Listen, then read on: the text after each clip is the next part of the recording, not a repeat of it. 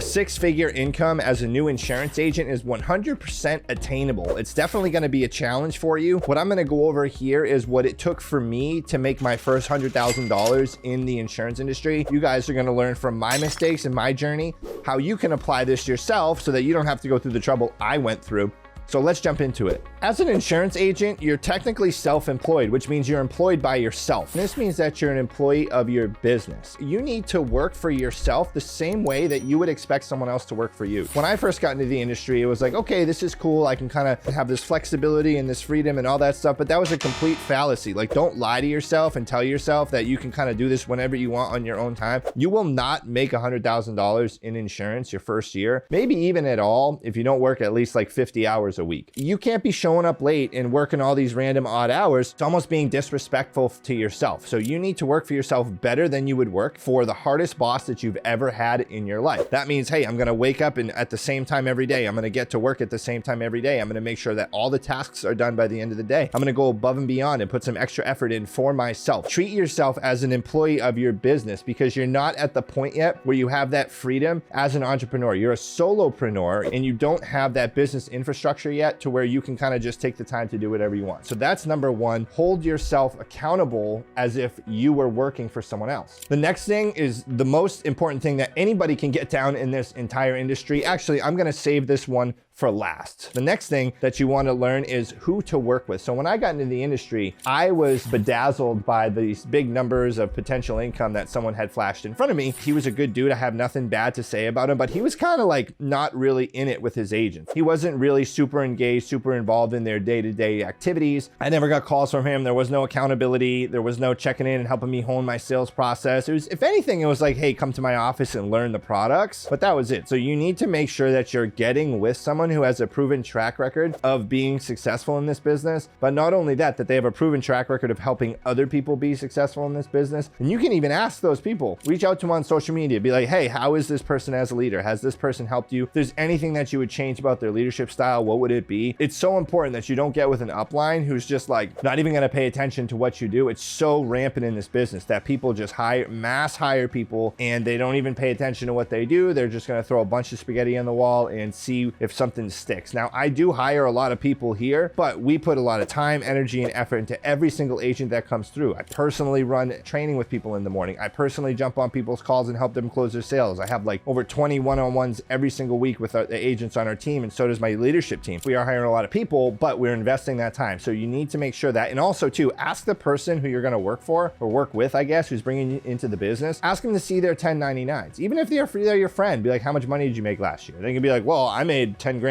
a month. Okay, cool. Let me see your tax returns too, because 1099s can lie. A 1099 is just like how much money the company paid you. That's not how much money that you were left over with at the end of the year. So you need to see, hey, how much money was this person left over with at the end of the year on their tax returns? And that you need to have them break that down for you. And you got to make sure that you're working with someone who's making some good money, more successful than you are right now, and past the point of where your goal is to be. The next thing, this is a huge mistake here. People just jump to the most popular names of IMOs out there, and those ones are not going to give you the highest commission percentage. If you're an independent agent, shop around and get the highest commission percentage out there. There's no reason why you should settle for less than 120% commission if you're in final expense. Absolutely no reason at all. There are plenty of IMOs out there that will do that, if not higher. Go shop around. Every percent counts when you're starting, because these same people are going to charge you a lot for leads too. And I don't care what system they have or whatever is the case. Get the highest commission percentage you possibly can and find a good mentor in that space who can give you access to that high commission percentage, because you're going to leave a lot of money on the table. That was a big mistake I made when I started. I didn't shop around for the highest commission percentage. Next thing I knew,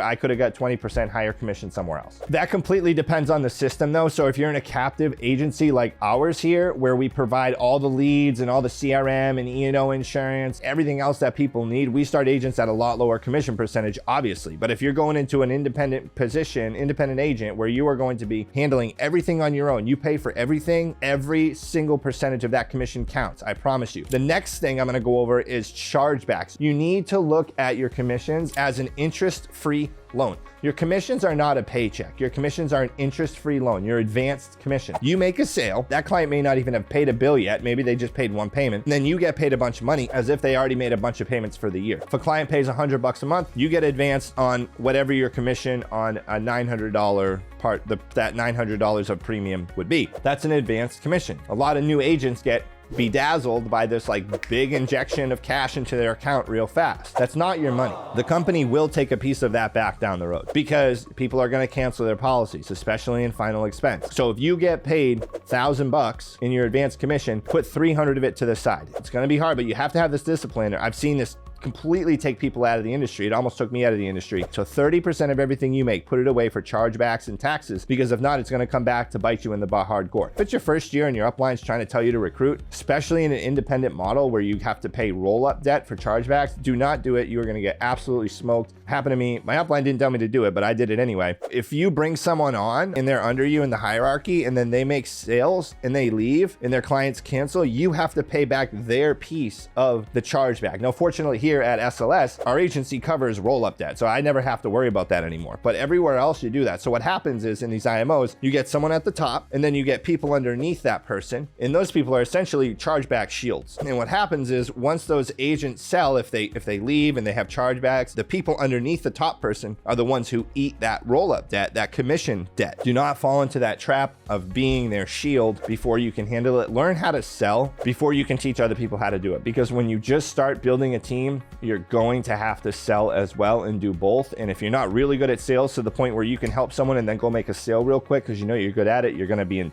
a tough situation. The next thing you got to do, this is so important. You need to wake up every day obsessed with the goals that you're going to accomplish. Whatever goal that it is you want to accomplish, you have to find the why behind it. Why do you want to accomplish this? Why do you want to accomplish the success for yourself? Why do you want financial freedom? Without a plan to accomplish that financial freedom for yourself, it's never going to happen. Failure is a mindset. Failure does not happen until you quit. So if you write a goal down that you want for yourself, 5,000 AP a week, 10,000 AP a week, 5 sales a week, 10 sales a week, whatever it may be, you need to not give up on these, because most insurance agents give up way too fast. They jump in, they don't have immediate success, and they quit. But what's that? That's the devil. So do not quit. I had so many times in my first and second year as an insurance agent that I wanted to quit, but I didn't, because I'm like, yo, if this guy over here can be successful, why can't I? I may not be more talented, but I will outwork you 100,000%. Person who puts in the most work is always going to make the most money. The person who invests the most money in this business is always going to make the most money. So if you can put in the most work and reinvest the most money, you're going to totally crush it. Set those goals and judge the activity that you put in to accomplish those goals more than whether you actually accomplish the goal or not. What do I mean by that? You're starting out, you want to make 5 sales a week. If you're selling over the phone, final expense, you're going to want to buy 50 to 100 leads. But if you're door knocking face to face, then you want to get like 20 direct mail leads. Personally, if I was brand new starting in this business and I knew the knowledge, the wisdom I know now, I would start face to face. That's what I did. I started face to face. I started with local Facebook leads and direct mail leads, door knocking, and I learned the sales process doing that. So when I transitioned to selling 100% over the phone, I kind of knew the products, I knew the sales process, I knew all that. It wasn't that hard of a transition. It was actually a relief because I didn't have to drive around anymore, knocking everybody's doors and all that stuff. You need to set your targets of how many calls am I going to make a day? How many doors am I going to knock on a day? How much work am I going to put in every day? How much time am I going to invest into my knowledge in learning? Because the way to get successful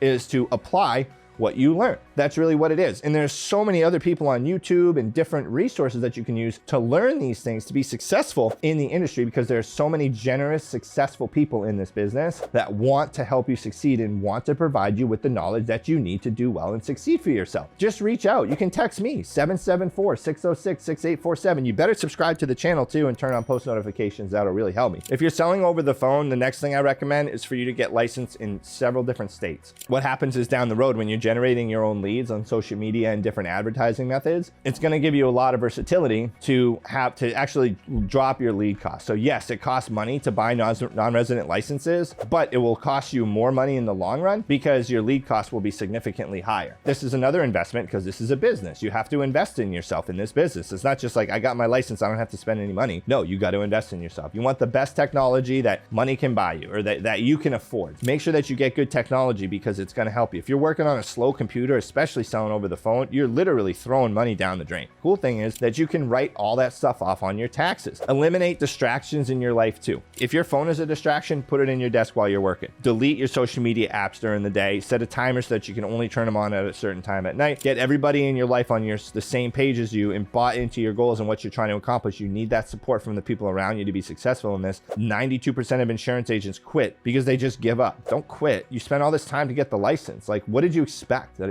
everybody who gets an insurance license is just going to make $100,000 right away and not have to work and their life's going to be perfect? No. That freedom, though, to do whatever you want comes later down the road. I can see that a few years from me where, hey, I'm going to have money coming in and I can kind of do whatever I want and invest in whatever I want and buy a house wherever I want and whatever car I want. But it wasn't like that for me when I first started a few years back. So the last thing I'm going to cover here, the most important part, is lead generation. You need to learn and master how to generate your own leads. If you're still buying leads from lead vendors, you're stealing from yourself. Don't be lazy. Watch my videos I have in the description of the video on how to make final expense Facebook ads. I have another video on how to make YouTube ads for final expense. It's a little harder, but those leads are amazing. I have another video on how to make TikTok ads. Watch those videos that I have to learn how to take control of your lead generation process. Copy it word for word, copy everything that's in there. That's totally fine, but you need to get good at generating your own leads. Do not let anyone convince you that you have to buy their lead, because that's not the case. They're running ads just like everybody else is. They just want to make money off you. Reach out to me if you need any help at all. 774-606-6847 is my number. If you want to jump on a call, if you want to have a Zoom consultation. I know some people are watching this like, hey, I emailed you, you didn't get back to me. I'll be reaching out to you now. I check my email every 24 hours. Listen, I am here for you. I'm here to help you in your first year as an insurance agent. I truly want to see you succeed. So please